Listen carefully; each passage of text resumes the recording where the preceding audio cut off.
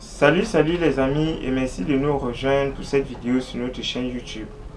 Aujourd'hui, nous allons parler d'un sujet très important pour notre pays et un sujet d'actualité également, qui n'est autre chose que la déclaration du président de la République la nuit de jeudi. Donc, pour ceux qui ne le savent pas, le président de la République était hors du pays depuis quelque temps. Il était à un sommet des chefs d'État, n'est-ce pas, à Abidjan, en Côte d'Ivoire. Et on l'attendait le week-end, c'est-à-dire hier samedi. Mais à la surprise générale, il a décidé de rentrer la nuit de jeudi. Et à l'inhabituel, il a fait une déclaration à la presse. Cette déclaration-là concernait la crise anglophone. Depuis plus d'un an que cette crise a démarré, on espérait, n'est-ce pas, que le chef d'État se prononce. Et même d'aucuns espéraient qu'il fasse une visite sur le terrain, ce qui n'était pas le cas. Donc, à la grande surprise, vraiment, il a décidé de parler de cela devant la presse. Donc, dans la vidéo d'aujourd'hui, je vous propose de faire un décryptage ensemble.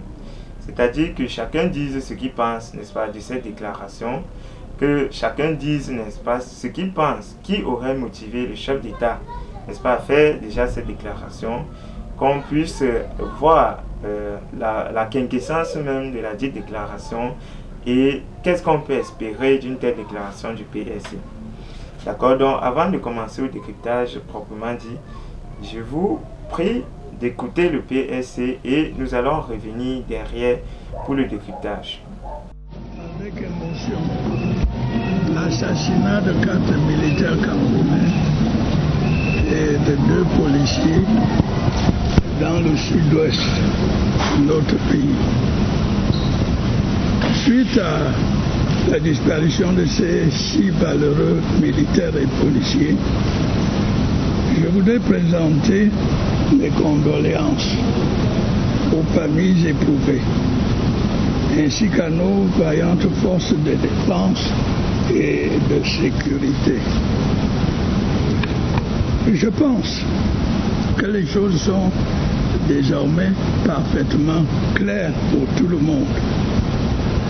Le Cameroun est victime des attaques à répétition d'une bande de terroristes se réclamant d'un mouvement sécessionniste.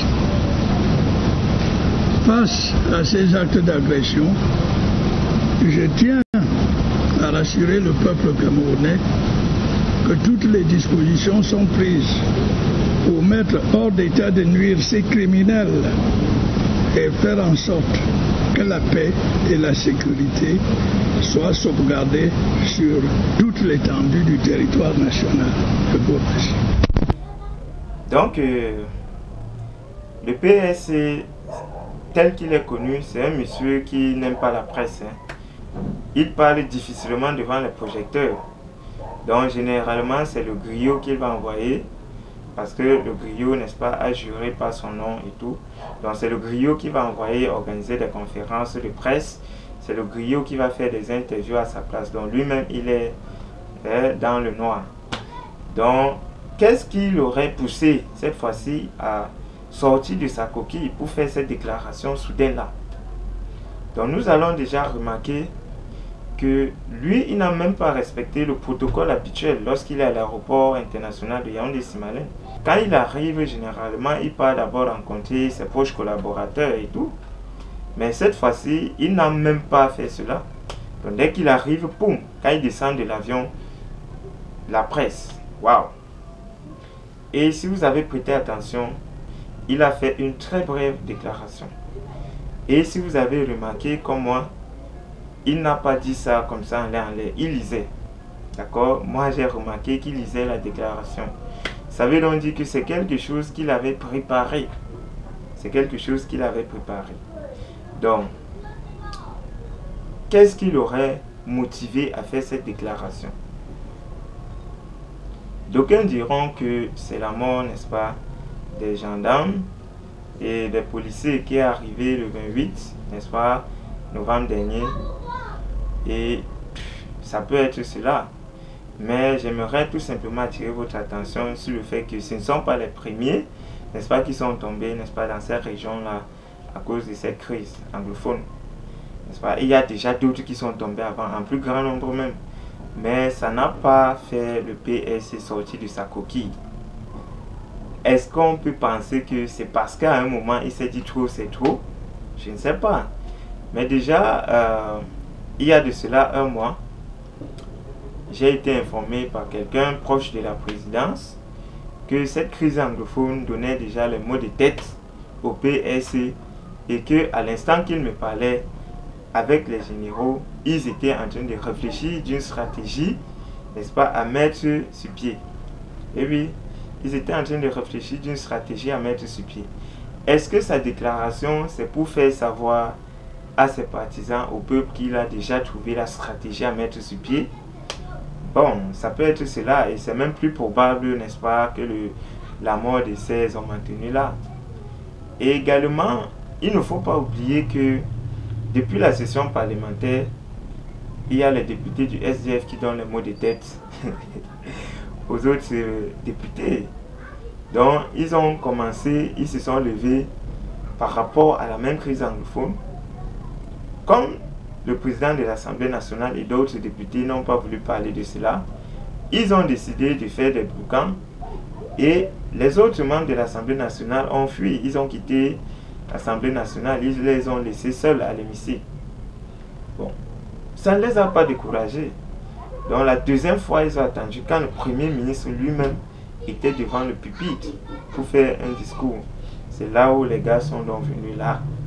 Et ils ont commencé à faire ce que vous avez vu dans une de mes vidéos.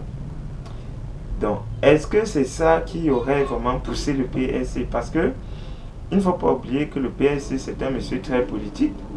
C'est un monsieur très politique. Tout ce qui concerne la politique au Cameroun, lui, il est, n'est-ce pas, devant. Il agit toujours, il réagit toujours. Donc, est-ce que c'est ça? Est-ce que c'est qu'il a déjà sa stratégie? Est-ce que c'est qu'il s'est dit trop, c'est trop? Bon, pour moi, voilà les trois possibles raisons qu'il aurait poussé à faire cette déclaration. Et s'il faut classer par ordre de priorité, je vais mettre les députés SDF en premier. Je vais mettre, n'est-ce pas, sa stratégie en second. Et en troisième, je vais mettre la mort, n'est-ce pas, de nos valeureux soldats. D'accord? Donc, maintenant, essayons de comprendre cette déclaration du PS. Le PS dit que il y a une bande de terroristes sous, n'est-ce pas, l'égide d'un mouvement sécessionniste. Les amis, quand on parle de mouvement sécessionniste au Cameroun, il est déjà important de savoir que ce n'est pas une affaire d'aujourd'hui. Ça date de depuis avant même la réunification. Il faut déjà qu'on se dise les vérités. N'est-ce pas, les historiens, je crois qu'ils sont mieux placés pour parler de cela. Mais avant même l'intervention de l'ONU, pour, n'est-ce pas, pour le référendum qu'il y a eu avant la réunification du Cameroun, il y avait déjà un mouvement sécessionniste. Donc il y avait une partie de cette population-là qui voulait leur indépendance. Donc ce n'est pas une histoire d'aujourd'hui. Ok? C'est juste que avec le ras de bol, tout ce qui se passe dans la société, ce mouvement-là a pris de l'ampleur. Ce mouvement a pris de l'ampleur. Donc, à ce niveau-là, qui est-ce qu'on va blâmer? Est-ce que c'est le mouvement? Est-ce que c'est l'État? Est-ce que c'est la population? Si vous me demandez à moi personnellement, je vais dire l'État. Parce que dans les zones anglophones, au départ, il n'y avait pas de crise. Il y avait une grève qui avait été notifiée au pouvoir public. Donc, les pouvoirs publics avaient toujours les moyens d'empêcher que la grève n'ait lieu. Ils ont refusé. Au contraire, ils sont montés au créneau. Ils sont allés sur France 24. Ils ont dit que les avocats qui grévaient, les enseignants qui grévaient, c'était une bande de voyous. Donc, c'est ça même qui a peu à peu dégénéré. Et après, n'est-ce pas, cette déclaration-là, après ces insultes aux endroits de ces avocats et de ces enseignants, il y a eu une riposte des forces de l'ordre, n'est-ce pas, qui a causé des dégâts dont je ne veux plus, n'est-ce pas, en reparler ici. Mais nous savons ce qui s'est passé là-bas. Peu importe si la CATV nous le dit ou pas. La vérité est là. Aujourd'hui, c'est plus comme dans les années 92. On a WhatsApp aujourd'hui, on a Facebook. Vous ne pouvez pas me dire que les gens vont fabriquer des vidéos comme ça. Non. Ce sont des vidéos, des faits qui se sont passés. Donc, le monde entier a vu cela. On ne va pas en parler de ça ici. Ok? De toutes les façons, pas dans cette vidéo. Donc, maintenant que le PR taxe tout cela de terroristes, parce que moi, je peux comprendre que derrière ce mouvement sécessionniste-là, il y a des personnes mal intentionnées qui se sont ajoutées. Parce que quand ce mouvement commence, il y avait la désobéissance sociale. Ils refusaient d'aller à l'école, ils refusaient d'aller au marché, ils refusaient toute activité dans la ville, mais il n'y avait pas de mort d'homme maintenu proprement parlé. N'est-ce pas? C'est au cours des manifestations, quand un homme maintenu va lapider quelqu'un, lorsqu'on le remarque, on va aller le chercher. C'est comme ça que ça se passait. Donc les hommes maintenus qui sont morts avant, c'est parce qu'ils avaient cherché, ils avaient tué des gens. Ok? Et ces gens-là ont donc décidé de leur faire payer leurs propres crimes. Mais taxer donc toutes ces populations-là de terroristes, pour moi, c'est pas un peu bien fait de la part, n'est-ce pas, d'un soi-disant père de la nation. Non. Si vous avez vos enfants qui réclament quelque chose, et que parmi ces enfants qui réclament, il y en a qui utilisent des moyens peu conventionnels, vous n'allez pas dire que tous ces enfants-là qui réclament sont des mauvais enfants. Non. Réclamer n'est pas quelque chose de mauvais. Je ne vais jamais cesser de le dire. Non. Quand ça ne va pas, on doit réclamer. On doit pleurer pour que le monde entier sache que ça ne va pas. En pleurant, on peut avoir la solution. D'accord? Donc, moi, je ne suis déjà pas trop d'avis avec le PSC qui taxe tous les anglophones de terroristes. Tous les sécessionnistes de terroristes. D'accord? Donc, maintenant, il dit que toutes les dispositions sont prises pour rétablir la paix et la sécurité. Monsieur le PR, c'est un peu vague. Quand vous dites toutes les dispositions, quelles sont ces dispositions? Vous allez me dire que je n'ai pas le droit de poser cette question. Moi, je suis citoyen camerounais.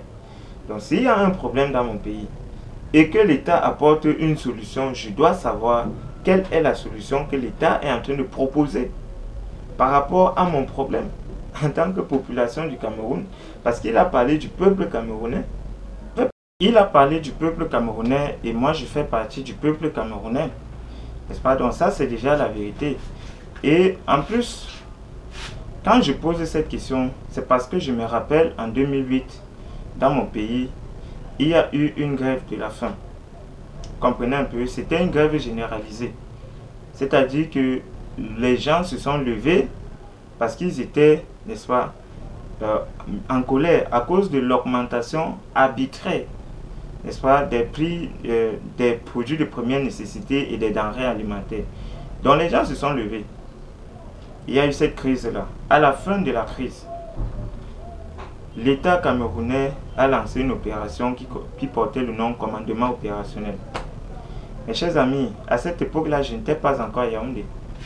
J'étais à Mandjo. C'est dans le littoral, département du Mungo. Pour ceux qui connaissent un peu le Cameroun, j'étais là-bas, à Konsamba, avec Konsamba. J'étais là-bas. Le commandement opérationnel a bien sévi dans cette région. Permettez-moi de vous dire ça. Et ce n'est pas seulement dans cette région, puisque c'est un problème qui a connu, qui est même sorti du Cameroun. Ça, n'est-ce pas, fait des rumeurs même à l'international. Ça fait des mouvements même au niveau international. Vous comprenez un peu? C'est-à-dire quoi? Le commandement opérationnel avait un mode opératoire du jamais vu. Ils avaient deux principaux modes opératoires. Le premier mode, c'est quoi? Chaque vendredi, après 13 h, ils faisaient les tours des cellules, que ce soit du commissariat ou de la brigade. Tous ceux qui vont trouver dans la cellule, ils vont les ramasser, ils vont aller les remercier. Ils vont les ramasser, ils vont aller les remercier. Moi, ce que je vous dis là, dans ma zone, plusieurs fois, on a vu ces gens-là en train de... D'accord? Et en plus de cela, ils passaient même dans les quartiers. C'est-à-dire que si vous êtes un ancien prisonnier, et que vous êtes revenu au quartier, dès qu'on connaît, vous allez disparaître de façon mystérieuse. Si vous êtes le plus délinquant de votre quartier, là, vous allez disparaître, on ne saura même pas où vous êtes parti. Et c'est comme ça. Vous disparaissez pour de bon. Pour de bon. C'est comme ça que le commandement opérationnel a opéré chez nous. Peu importe ce qu'on va me dire à la télé, non, moi j'étais là-bas, j'ai vécu et je sais de quoi je parle. Donc maintenant, quand le PSC, lui, il se lève, il dit que toutes les dispositions sont prises. Aussi simplement, il s'arrête à ce niveau. S'il vous plaît, monsieur le PSC, ne lancez pas un autre commandement opérationnel dans notre pays. S'il vous plaît, ne faites plus ça, parce que c'est pas bien. C'est pas bien, nous on est quand même un peuple. Vous comprenez un peu, nous on est un peuple. Même si vous n'avez que fait de nous, mais on est un peuple et on est le peuple camerounais. Donc, s'il vous plaît, ne faites pas cela. Ok? Donc maintenant, vous voyez que, en gros, dans la quinquessence, le problème même de cette population qui revendiquait n'est pas apparu.